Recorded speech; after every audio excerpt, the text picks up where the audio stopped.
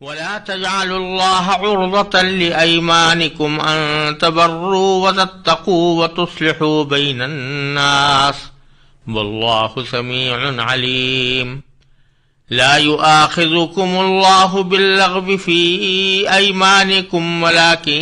يؤاخذكم بما كسبت قلوبكم والله غفور حليم للذين يؤلون من نسائهم تربص 4 أشهر فإن فاءوا فإن الله غفور رحيم وإن عزموا الطلاق فإن الله سميع عليم والمطلقات يتربصن بأنفسهن 3 قروء ولا يحل لهن أن يكتمن ما خلق الله في أرحامهن إن كن يؤمن بالله واليوم الآخر وبعولتهن أحق بردهن في ذلك إن أرادوا إصلاحا ولهن مثل الذي عليهن بالمعروف وللرجال عليهن درجة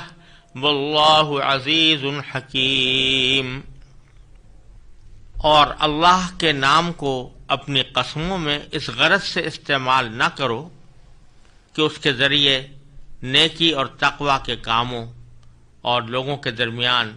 صلح صفائی کرانے سے بچ سکو، اور اللہ سب کچھ سنتا جانتا ہے۔ اللہ تمہاری لغو قسموں پر تمہاری گرفت نہیں کرے گا،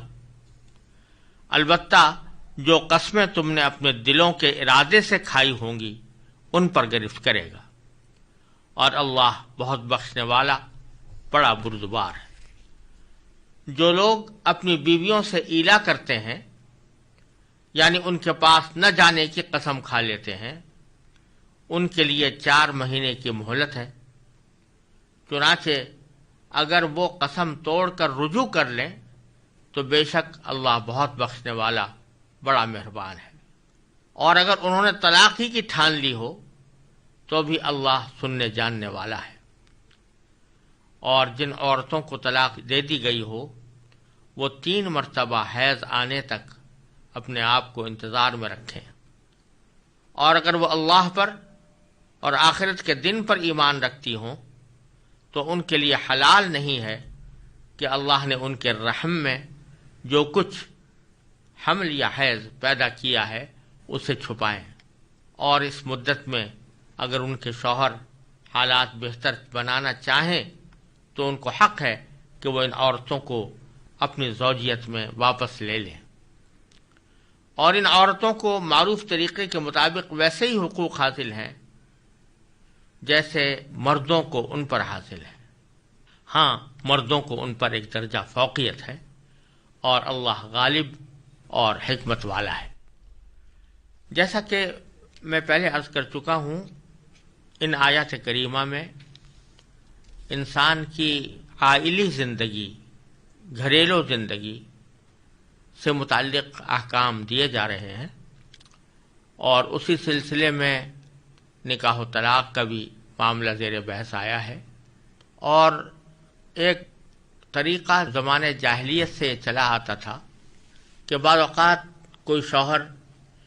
اپنی بیوی سے ناراضگی کے اظہار کے طور پر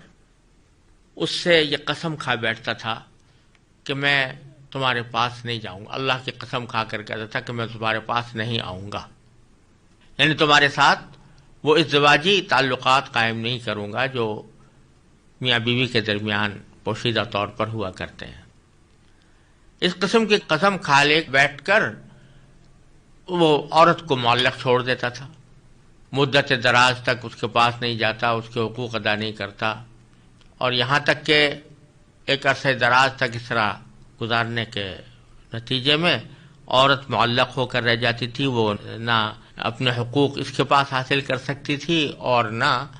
کوئی دوسرا نکاح کر سکتی تھی۔ شوہر کو آزادی تھی کہ وہ اس سے تو قسم کھا بیٹھا، لیکن وہ اگر دوسرا نکاح کرنا چاہے کر سکتا تھا۔ تو یہ دشواری خواتین کے ساتھ پیش آیا کرتی تھی۔ اللہ تبارک و تعالی نے در حقیقت اس خاص طرز عمل کا ایک حکم بیان فرمایا جس کو ایلا کہتے ہیں۔ اس میں چونکہ قسم کھائی جاتی تھی بیوی کے پاس نہ جانے کی، تو اس کا حکم بیان کرنے سے پہلے اللہ تبارک و تعالی نے قسم کا ایک حکم بھی بیان فرما دیا کہ یہ جو قسمیں تم کھاتے ہو چاہے کسی بھی کام کی ہو، تو اس قسم کا کیا حکم ہوتا ہے وہ بھی اللہ تبارک و تعالی نے پہلے بیان فرما دیا۔ تو پہلے تو یہ فرمایا کہ وَلَا تَجْعَلُوا اللَّهَ عُرْضَةً لِأَيْمَانِكُمْ، کہ اللہ کو تم اپنی قسموں میں اس غرض سے استعمال نہ کرو کہ ان تبروا وتتقوا، کہ تم اس کے ذریعے نیکی اور تقوی کے کاموں اور لوگوں کے درمیان صلح صفائی کرانے سے بچ سکو۔ یہ جو آیت ہے اس کی واضح تفسیر یہی ہے جس کا میں نے ترجمہ آپ کے سامنے پیش کیا، کہ مقصود یہ ہے کہ اللہ کی قسم کھانا کوئی معمولی بات نہیں ہے۔ جب کوئی شخص اللہ کی قسم کھاتا ہے تو وہ اللہ کو گواہ بنا رہا ہے۔ اب اگر کسی ایسی بات پر کوئی شخص قسم کھا لے جو کہ ناجائز ہو، یا قسم کھائے اس بات پر کہ میں کبھی کوئی نیکی کا سلوک نہیں کروں گا، یا میں کوئی عبادت نہیں کروں گا، یا یہ قسم کھا لے کہ میں لوگوں کے درمیان صلح صفائی نہیں کروں گا، تو یہ ساری قسمیں اللہ تبارک و تعالیٰ کو گواہ بنا کر ایسے کام کے لیے کھائی جا رہی ہیں جو بہت ہی بری بات ہے۔ قرآن کریم نے یہاں 3 لفظ استعمال کیے ہیں، ان تبروا وتتقوا وتصلحوا بین الناس، یعنی ان چیزوں سے بچنے کے لیے تم قسمیں مت کھاؤ۔ ایک تو تبرو فرمایا جو بر سے نکلا ہے، اور بر کے مفہوم میں عام طور سے وہ نیک کام آتے ہیں جن کا تعلق بندوں کے حقوق سے ہے، جیسے کسی غریب کو کھانا کھلا دینا، کسی غریب کی مدد کر دینا، کسی دکھ رکھنے والے کا دکھ دور کر دینا، یہ ساری باتیں بر کے اندر داخل ہیں۔ یہ والدین کے ساتھ حسن سلوک کرنا، پڑوسیوں کے ساتھ اچھا برتاؤ رکھنا، بہن بھائیوں کے ساتھ اچھا سلوک کرنا، یہ ساری باتیں بر کے اندر داخل ہیں جن کا تعلق حقوق العباد سے ہے۔ اور دوسرا لفظ ہے تتقوا، تو اس کا تعلق تقوی سے ہے، اور تقوی کا بڑا حصہ حقوق اللہ سے متعلق ہے۔ اور تیسرا لفظ جو استعمال فرمایا ہے وہ تصلحوا بین الناس، تو یہ ایک معاشرتی اور اجتماعی نوعیت کی نیکی ہے کہ اگر کہیں پر جھگڑا ہے، فساد ہے، تو آدمی ان کے درمیان صلح کرانے کی کوشش کرے، یا کہ اجتماعی نیکی ہے۔ تو اللہ تعالیٰ نے تینوں قسم کی نیکیوں کا ذکر فرمایا ہے، کہ چاہے حقوق العباد سے متعلق نیکی ہو، یعنی کسی انسان کو کوئی فائدہ پہنچانے کی نیکی ہو، اس کے اوپر قسم کھا لینا کہ میں یہ نیکی نہیں کروں گا، یا تقوی کا کام ہو کہ کوئی آدمی یہ قسم کھا لے کہ میں نفلی عبادت کوئی نہیں کروں گا مثلا، تو نیکی کسی کے بچنے کی قسم کھا رہا ہے، یا یہ قسم کھا لے کہ میں لوگوں کے درمیان کبھی صلح صفائی نہیں کراؤں گا۔ تو ان بری باتوں کے لیے اللہ تعالیٰ کے نام کو ایک ذریعہ بنائے ایسی قسمیں کھانے کا جو انسان کو اچھے کاموں سے روکتی ہوں، اس سے آپ نے منع فرمایا۔ اب جو آگے الہ والا کا حکم آ رہا ہے، تو اس میں بھی جب ایک شخص کوئی شوہر یہ قسم کھاتا ہے کہ میں اپنی بیوی کے پاس کبھی نہیں جاؤں گا، مثلا یہ قسم کھا لیتا ہے، تو یہ کہنا کہ میں کبھی نہیں جاؤں گا یہ بہت بری بات ہے، اور یہ عورت کے حقوق کو تلف کرنے کے مرادف ہے۔ اس لیے یہ بھی انہی قسموں میں داخل ہے جس میں اللہ تعالیٰ کے نام کو ایک برے کام کے لیے ایک ذریعہ بنایا گیا۔ تو اس لیے اللہ تعالیٰ ایک اصولی ہدایت تو پہلے یہ دے رہے ہیں کہ وَلَا تَجْعَلُوا اللَّهَ عُرْضَةً لِأَيْمَانِكُمْ، کہ اللہ تعالیٰ کے نام کو اپنی قسموں کا ذریعہ نہ بناؤ، ایک نشانہ نہ بناؤ، کس بات کا؟ کہ اس بات سے بچنے کے لیے کہ ان تبروا وتتقوا، کہ تم نیکی کے کام کرو یا تقوی کے کام کرو، وتصلحوا بین الناس، اور لوگوں کے درمیان صلح صفائی کرنے کے کام کرو۔ واللہ سمیع علیم، اور پھر اللہ تعالیٰ نے فرمایا کہ اللہ تعالیٰ خوب سنتا جانتا ہے، سب کچھ سنتا جانتا ہے۔ اس میں تھوڑا سا ایک تحدید کا پہلو ہے کہ اگر تم اس قسم کی قسمیں کھاؤ گے تو اللہ تعالیٰ سن رہا ہے، اور تمہاری جو نیت ہے اس کو جانتا بھی ہے، لہذا اگر تم نے کوئی غلط کام کرنے کی قسم کھائی یا کسی نیکی سے باز رہنے کی قسم کھائی تو اللہ تعالیٰ چونکہ سن رہے ہیں تو اس واسطے ہو سکتا ہے کہ تمہیں اس کی سزا بھگتنی پڑے۔ پھر آگے اللہ تبارک و تعالیٰ نے قسموں کے بارے میں ایک چیز کا استثناء کر دیا۔ یہ فرمایا کہ لا یؤاخذکم اللہ باللغو فی ایمانکم، کہ اللہ تمہاری لغو قسموں پر تمہاری گرفت نہیں کرے گا۔ لغو قسم سے مراد ایک تو وہ قسمیں ہیں کہ جو آدمی بلا ارادہ محض تکیہ کلام کے طور پر کہہ دیتا ہے، قسم کھانے کا ارادہ نہیں ہوتا۔ خاص طور پر عربوں میں اس کا رواج بہت تھا، واللہ میں نے یہ کام، مجھے یہ کام کرنا ہے، واللہ میں نے یہ کام نہیں کیا۔ اس قسم کا قسمیں وہ ایک محاورے کے طور پر بولتے تھے، ان کا مقصود قسم کھانا نہیں ہوتا تھا، بلکہ وہ اپنے کلام میں ایک محاورے کی روش اختیار کرتے ہوئے اس قسم کے الفاظ بول دیتے تھے، جس کو کہتے ہیں تکیہ کلام، کہ تکیہ کلام ہو گیا تھا کہ واللہ کہہ دیتے تھے۔ تو ایک تو لغو سے مراد وہ قسم ہے کہ بتلا رہے ہیں اللہ تبارک و تعالیٰ کہ اگر قسم کھانے کا ارادہ تو تھا نہیں، لیکن محاورے کے طور پر اور تکیہ کلام کے طور پر زبان سے کوئی قسم نکل گئی تو اللہ تعالیٰ اس پر گرفت نہیں کرے گا، کیونکہ یہ تمہارے اختیار سے باہر کی بات ہے تقریباً۔ اور دوسری فقہاء کرام نے اس لغو قسم کی ایک دوسری صورت یہ بھی بیان کی ہے کہ ایک آدمی قسم کے ارادے ہی سے قسم کھاتا ہے، لیکن اس کے اپنے خیال کے مطابق وہ صحیح ہوتی ہے۔ ماضی کے کسی واقعے پر کسی نے قسم کھائی کہ قسم کھا لی کہ میں نے کہ واقعتاً یہ واقعہ اس طرح ہوا تھا، اور وہ یہی سمجھ رہا ہے کہ اس طرح ہوا تھا، بعد میں پتہ چلا کہ یہ خیال غلط تھا۔ یعنی اسے جھوٹی قسم کھانے کی نیت سے قسم نہیں کھائی، بلکہ اپنے نزدیک سچ سمجھ کر قسم کھائی، لیکن حقیقت میں وہ بات صحیح نہیں تھی، اس کو بھی لغو کی قسم میں داخل کیا گیا ہے۔ یعنی اس کے اوپر اللہ تعالیٰ کی طرف سے کوئی گناہ نہیں ہے، کیونکہ تم نے جھوٹ بولنے کے ارادے سے جھوٹ نہیں بولا، اور جھوٹی قسم کھانے کے ارادے سے جھوٹی قسم نہیں کھائی، بلکہ اپنے خیال کے مطابق سچی قسم کھائی ہے، تو لہذا اللہ تعالیٰ اس پر گرفت نہیں کرے گا۔ وَلَٰكِن يُؤَاخِذُكُم بِمَا كَسَبَتْ قُلُوبُكُم، لیکن تم سے ان قسموں پر گرفت کرے گا جو تم نے اپنے دلوں کے ارادے سے کھائی ہوں گی۔ یعنی ایک طرف دل کا ارادہ ہے کہ میں قسم ہی کھانا چاہتا ہوں، محض تکیہ کلام محاورے میں لفظ قسم استعمال نہیں ہو رہا، بلکہ ارادے سے قصد کر کے قسم کھائی جا رہی ہے، اور یا تو جھوٹی قسم ہے یا اس قسم سے مقصود کسی نیکی سے بچنا ہے یا کسی برائی کا ارتکاب ہے، تو ان تمام صورتوں میں اللہ تبارک و تعالیٰ تمہاری گرفت کرے گا۔ واللہ غفور حلیم، اور ساتھ میں فرمایا کہ اللہ تعالیٰ بہت بخشنے والا، بڑا بردبار ہے۔ یہ اشارہ اس طرف ہے کہ اگر کسی نے قسم کے معاملے میں اب تک بے احتیاطیاں کی ہیں تو اب اللہ تعالیٰ سے معافی مانگ لے، اور آئندہ کے لیے اپنے آپ کو ایسی قسموں سے بچانے کا تہیہ کر لے، اور اللہ تعالیٰ سے جب معافی مانگے گا تو اللہ تعالیٰ مغفرت کرنے والے بھی ہیں، حلیم بھی ہیں، یعنی بردبار بھی ہیں، وہ اپنے کسی غضب سے مغلوب نہیں ہوتے۔ قسم کی بنیادی حقیقت بیان فرمانے کے بعد اور اس کے بنیادی احکام کا ذکر کرنے کے بعد اب اس خاص قسم کا بیان مقصود ہے جو ایلا کے نام سے یاد کی جاتی تھی، اور جس کا میں نے شروع میں ذکر کیا کہ ایلا اس قسم کو کہتے تھے کہ جس میں کوئی شخص یہ قسم کھا لے کہ میں اپنی بیوی کے پاس نہیں جاؤں گا، یعنی بیوی سے صحبت نہیں کروں گا،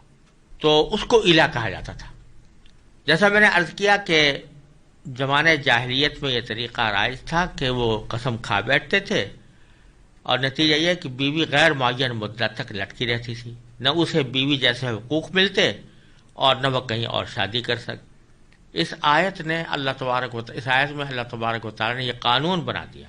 کہ جو شخص یہ قسم کھائے کہ میں اپنی بیوی کے پاس نہیں جاؤں گا، تو 4 مہینے کے اندر اندر یا تو وہ اپنی قسم توڑ کر کفارہ ادا کر کے بیوی کے پاس چلا جائے، یعنی قسم کھا لی تھی، ابھی 4 مہینے نہیں گزرے، 4 مہینے گزرنے سے پہلے پہلے وہ قسم توڑ دے اور کفارہ ادا کرے، اور کفارہ ادا کر کے پھر اپنی بیوی کے پاس جائے، گویا اپنے تعلقات بیوی سے بحال کر لے، تو بہت اچھی بات ہے۔ لیکن اگر 4 مہینے گزر گئے اور اس نے یہ رجوع نہ کیا، یعنی اپنی قسم نہ توڑی اور کفارہ ادا کر کے اپنی بیوی کے پاس نہ گیا، تو اس صورت میں 4 مہینے گزرنے پر خود بخود طلاق پڑ جائے گی، یعنی 4 مہینے گزریں گے تو گزرتے ہی طلاق واقع ہو جائے گی اور بیوی اس کے نکاح سے نکل جائے گی اور طلاق بائن کا حکم اس کو ہوگا، تاکہ وہ آزاد ہو کر پھر اپنا فیصلہ کرے اور اس کی عدت گزار کر وہ کہیں دوسری جگہ بھی نکاح کر سکتی ہے، اور اگر دونوں کے درمیان آپس میں تعلقات استوار ہو جاتے ہیں اور بیوی چاہتی ہے کہ میں اپنے سابق شوہر کے پاس جاؤں تو دونوں آپس میں بھی نکاح کر سکتے ہیں، لیکن 4 مہینے گزرنے سے زیادہ کی مدت کا انتظار نہیں کیا جائے گا۔ یہ ہے وہ حکم جو اللہ تبارک و تعالیٰ نے آیات کریمہ میں دیا۔ چنانچہ فرمایا للذین یؤلون من نسائہم، جو لوگ اپنی بیویوں سے ایلا کرتے ہیں، یعنی ان کے پاس نہ جانے کی قسم کھا لیتے ہیں، تو ان کے لیے تربص 4 اشہر، 4 مہینے کی مہلت ہے، 4 مہینے کی مہلت ہے، یعنی 4 مہینے کے اندر اندر وہ اگر چاہیں تو رجوع کر لیں، یعنی قسم توڑ کر کفارہ ادا کر کے بیوی کے پاس چلے جائیں۔ چنانچہ فرمایا کہ فَإِنْ فَاؤُوا، چنانچہ اگر وہ رجوع کر لیں، اور رجوع کرنے کا معنی یہی ہے کہ وہ بیوی کے پاس جائیں، وہ اپنی قسم توڑیں اور قسم کا کفارہ بھی ادا کریں اور بیوی کے پاس جائیں، تو بے شک فَإِنَّ اللَّهَ غَفُورٌ رَحِيمٌ، بے شک اللہ تبارک و تعالیٰ بہت بخشنے والا بڑا مہربان ہے۔ یعنی جب اس شخص نے رجوع کر لیا اپنے اس عمل سے، تو ایک طرح سے اپنے اس عمل پر ندامت ہوئی کہ میں نے یہ ٹھیک کام نہیں کیا تھا، تو جب اس سے رجوع کر لیا تو ایک طرح سے اس برے کام سے اپنے آپ کو علیحدہ کر لیا، تو اب ایک طرح سے توبہ کر لی، معافی مانگ لی اللہ تعالیٰ سے۔ تو فرمایا کہ اللہ تبارک و تعالیٰ غفور ہے، یعنی بہت بخشنے والے ہیں، رحیم ہے، بہت رحم کروانے والے ہیں، اس واسطے تمہاری اس غلطی کو معاف بھی کر دیں گے اور تمہارے جو زن و شوق کے تعلقات ہیں وہ بحال ہو جائیں گے، تو یہ عین مطلوب ہے۔ لیکن فرمایا وَإِنْ عَزَمُوا الطَّلَاقَ، اور اگر انہوں نے طلاق ہی کی ٹھان لی ہو، فَإِنَّ اللَّهَ سَمِيعٌ عَلِيمٌ، تو یاد رکھو کہ اللہ تعالیٰ خوب سننے والا، خوب جاننے والا ہے۔ طلاق ہی کی ٹھان لی ہو، اس کی تفسیر میں فقہاء کرام کی رائے میں تھوڑا اختلاف پیدا ہوا ہے۔ امام ابو حنیفہ رحمۃ اللہ علیہ کا مسلک یہ ہے کہ طلاق ٹھاننے کے معنی ہے کہ جب 4 مہینے گزر گئے اور رجوع نہ کیا، تو رجوع کیے بغیر 4 مہینے گزار دینا یہ بذات خود طلاق کی ٹھان لینا ہے، لہذا جو ہی 4 مہینے گزریں گے تو خود بخود طلاق واقع ہو جائے گی۔ اور بعض فقہاء کرام اس کا مطلب یہ بیان فرماتے ہیں کہ طلاق کی ٹھان لینا یا طلاق کا عزم کر لینا، اس سے مراد یہ ہے کہ گویا 4 مہینے گزر گئے اور اس نے نہ رجوع کیا نہ طلاق دی، زبان سے طلاق نہیں دی، تو اب عورت کو حق حاصل ہے کہ وہ عدالت میں جا کر وہاں سے طلاق کا فیصلہ حاصل کرے۔ تو یہ تھوڑا سا اختلاف ضرور ہے، لیکن حنفی مسلک کے مطابق یوں ہی 4 مہینے گزریں گے تو طلاق خود بخود واقع ہو جائے گی، اس کے لیے عدالت جانے کی ضرورت نہیں ہے۔ آگے فرمایا کہ والمطلقات یتربصن بانفسہن 3 قروء، کیونکہ الا کے اندر یا طلاق ہو سکتی ہے کہ مرد طلاق ہی دے دے زبان سے، یا 4 مہینے گزرنے پر خود بخود طلاق واقع ہو جائے، تو دونوں صورتوں میں چاہے شوہر نے دی ہو، چاہے عدالت سے طلاق حاصل کی گئی ہو، چاہے ایلا کے مدت گزرنے سے خود بخود طلاق واقع ہو گئی ہو، ان سب صورتوں میں جب عورت مطلقہ ہو گئی تو اس کو عدت گزارنی ہے. اس عدت کا حکم اللہ تعالیٰ یہاں بیان فرما رہے ہیں کہ والمطلقات یتربصن بانفسہن ثلاثۃ قروء، اور جن عورتوں کو طلاق دے دی گئی ہے وہ 3 مرتبہ حیض آنے تک اپنے آپ کو انتظار میں رکھیں. یعنی ان کی عدت جو ہے وہ یہ ہے کہ 3 حیض ان کو گزر جائیں، 3 مرتبہ ایام ماہواری پورے ہو جائیں. یہاں یہ بات ذہن میں رہنی چاہیے کہ یہ جو 3 مہینے کے بجائے 3 ماہواری مدت قرار دی گئی ہے ان خواتین کے لیے جن کو ماہواری آتی ہو، تو ان کے لیے عدت 3 ماہواریاں ہی ہیں. وہ چاہے جتنے دن میں بھی پوری ہو، بعض اوقات وہ 3 مہینے سے کم میں بھی پوری ہو سکتی ہیں، بعض اوقات 3 مہینے سے زیادہ میں بھی پوری ہو سکتی ہیں، لیکن اصل یہ ہے کہ وہ 3 ماہواریاں ان کی گزر جائیں. اور پھر آگے دوسری جگہ قرآن کریم نے یہ بھی بیان فرمایا ہے کہ جن عورتوں کا حیض بند ہو گیا ہو تو ان کے لیے پھر 3 مہینے عدت ہوگی، لیکن جب تک حیض آتا ہے تو پھر عدت 3 ماہواریاں ہی شمار ہوں گی. البتہ اگر ان ماہواریوں کے دوران پتہ چلے کہ عورت کو حمل ہے پھر عدت اس کی آگے بڑھ جاتی ہے. یعنی جب تک کہ حمل کا بچہ پیدا نہ ہو جائے، وضع حمل نہ ہو جائے، اس وقت تک عدت باقی رہتی ہے. فرض کیجئے کہ پہلی ماہواری کے بعد ہی کے دوران ہی پہلے ماہواری کا جب وقت آیا تو حیض تو آیا نہیں اور پتہ چلا کہ حمل ہے، تو اب پہلے تو 3 ماہواریاں آتی ہیں تو اس کی عدت گزر جاتی ہے، جو عام طور سے 3 مہینے یا اس کے لگ بھگ مدت میں آ جایا کرتی ہیں. لیکن اگر حمل ابھی ابھی ظاہر ہوا اور تو عین ممکن ہے کہ وہ حمل کم از کم 9 مہینے وہ رہے اور اس کے بعد پھر ولادت ہو، تو اس کا مطلب یہ کہ اس کی عدت 3 مہینے کے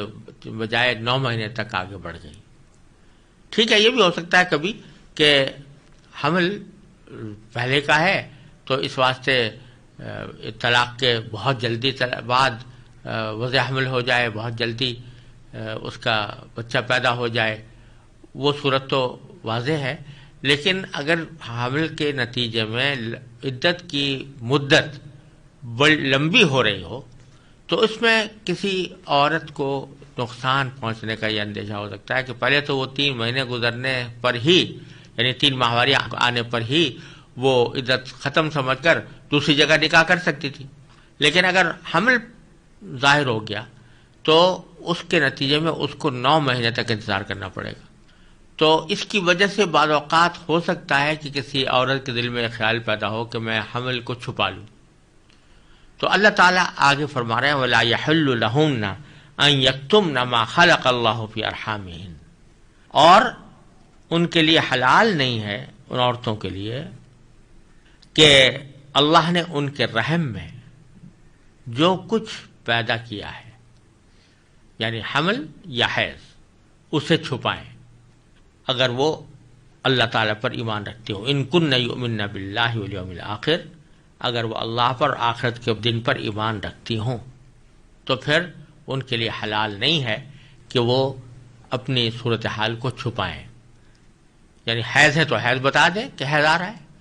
اور اگر حمل ہے تو اس کو واضح کر دیں کہ بھئی مجھے حمل ہے، اور عدت کے دراز ہونے کے اندیشے سے یا کسی اور وجہ سے اس کو چھپانے کی کوشش نہ کریں. آگے فرمایا وَبُعُولَتُهُنَّ أَحَقُّ بِرَدِّهِنَّ فِي ذَلِكَ إِنْ أَرَادُوا إِصْلَاحًا. وَبُعُولَتُهُنَّ، بُعُولَتُهُنَّ کے معنی ان کے شوہر، یعنی جو ان کے سابق شوہر کہا جا سکتا ہے جنہوں نے ان کو طلاق دی تھی، ان کے بارے میں فرمایا کہ اگر ان کے شوہر اس مدت میں یعنی عدت کے دوران حالات بہتر بنانا چاہیں تو ان کو حق ہے کہ وہ ان عورتوں کو واپس لے لیں اپنی زوجیت میں. بعولتہن احق، ان کے شوہر زیادہ حقدار ہیں اس بات کے کہ وہ ان کو لوٹا لائیں اپنی زوجیت میں. ان ارادو اصلاحا، اگر وہ اصلاح کرنا چاہتے ہوں، حالات بہتر بنانا چاہتے ہوں. یہ اس صورت کا ذکر ہے جبکہ کسی خاتون کو اس کے شوہر نے طلاق رجعی دی ہو، اور طلاق رجعی دے کر عورت عدت گزار رہی ہو تو طلاق رجعی سے بھی اگرچہ طلاق واقع ہو جاتی ہے، لیکن عدت کے دوران شوہر کو طلاق واپس لینے کا حق ہوتا ہے۔ اس کا ذکر ہو رہا ہے کہ اگر طلاق رجعی دی اور عدت کے دوران شوہر یہ چاہتا ہے کہ حالات اب بہتر بنا لیے جائیں، تو اس صورت میں اس کو حق ہے، وہ زیادہ حقدار ہے اس بات کا کہ اپنی اس بیوی کو واپس اپنی زوجیت میں لے لے۔ یہ اللہ تعالیٰ نے ایک حکم دیا کہ ان کو پھر خواتین کو ان کے اس حق کو تسلیم کرنا چاہیے، لیکن ساتھ ہی اللہ تعالیٰ نے متنبہ فرما دیا کہ وَلَهُنَّ مِثْلُ الَّذِي عَلَيْهِنَّ بِالْمَعْرُوفِ، ان خواتین کے بھی ویسے ہی حقوق ہیں، یعنی خواتین کو بھی ویسے ہی حقوق حاصل ہیں جو کہ ان ذمہ داریاں ان کے اوپر ہیں شوہروں کی، یعنی شوہروں کی جو ذمہ داریاں ہیں، شوہروں کو جو حقوق ان کے اوپر ہیں، ویسے ہی حقوق بیویوں کو بھی شوہر کے اوپر حاصل ہیں۔ دونوں کے باہمی تعاون سے ہی یہ گاڑی چلتی ہے، لہذا مرد کا یہ سمجھنا کہ سارے حقوق میرے ہی ہیں اور بیوی کا کوئی حق نہیں ہے، یہ بڑی زیادتی ہے۔ تو فرمایا کہ خواتین کے بھی ویسے حقوق ہیں جیسے کہ ذمہ داریاں ان کے اوپر عائد ہوتی ہیں، جیسی ذمہ داریاں ان کو ان کے شوہروں کے حقوق انجام دینے کی ہیں، ویسی ہی ان کے حقوق بھی ہیں جو شوہر انجام دیں۔ البتہ یہ فرمایا وَلِلرِّجَالِ عَلَيْهِنَّ دَرَجَةٌ، کہ مردوں کو ان کے اوپر ایک فوقیت حاصل، ایک درجہ فوقیت ہے۔ وہ فوقیت کیا ہے اس کا ذکر اللہ تعالیٰ نے سورہ نساء میں فرمایا ہے، وہاں پر اس کے اوپر انشاءاللہ تفصیل کے ساتھ گفتگو کرنے کا ارادہ ہے۔ وہ آیت ہے الرجال قوامون علی النساء۔ حاصل یہ ہے کہ یہ دنیا کی زندگی ایک سفر ہے، اور اللہ تبارک و تعالیٰ نے ہر شعبہ زندگی میں اس شعبہ زندگی کو نظم و ضبط کا پابند بنانے کے لیے یہ مناسب سمجھا ہے کہ جب ایک سے زیادہ افراد کوئی کام کر رہے ہوں تو اپنے میں سے کسی کو امیر بنا لیں۔ فرض کیجئے اگر سفر پر چند آدمی جا رہے ہیں تو ان کے لیے مناسب ہے، سنت بھی ہے کہ وہ اپنے میں سے کسی کو امیر منتخب کر لیں اور کہہ دیں کہ بھئی یہ ہمارے امیر ہیں، اور پھر لوگ ان کی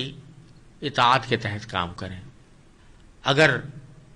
لوگوں کی بھیڑ اس طرح جمع ہو جائے کہ ان کا کوئی امیر نہ ہو، کوئی سربراہ نہ ہو، تو اس سے سوائے انارکی پھیلنے کے کچھ فائدہ حاصل نہیں ہو سکتا۔ تو زندگی کا سفر بھی ایسا ہی ہے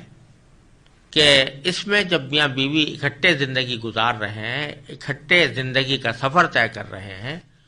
تو ان کے لیے ضروری ہے کہ وہ کسی ایک کو اپنا امیر بنا لیں۔ تو اللہ تعالیٰ نے امارت کا یہ منصب مرد کو عطا فرمایا،